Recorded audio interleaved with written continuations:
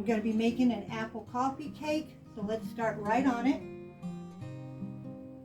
I've got apples here that I cooked. You could use apple pie filling.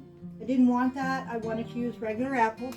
And if you don't want to peel them up, you can always get the already sliced apples at the market.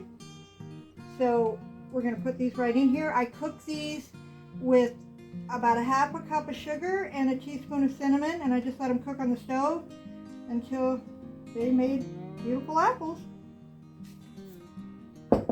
We have 1 3/4 cup of all-purpose flour. We're going to add 2 tablespoons of sugar to this, a pinch of salt, and I'm going to add 2 packets of rapid rise yeast. Cleanse that out of there.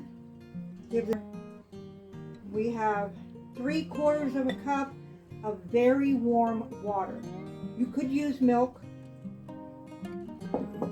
3 tablespoons of melted butter.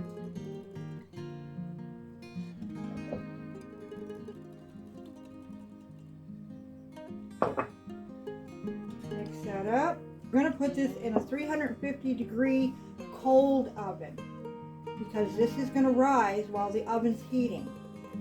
I'm going to cook it for 30 to 45 minutes, depending on how long my oven takes to get hot.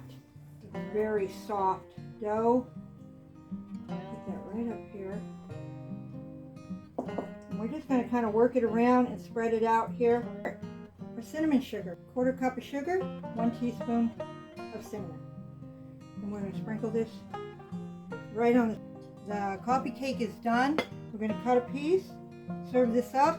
Be having some delicious coffee cake here. Don't get burned because it is hot.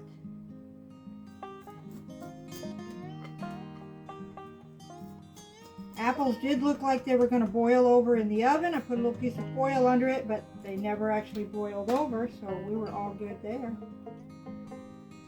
Hopefully it comes out good. Look at that.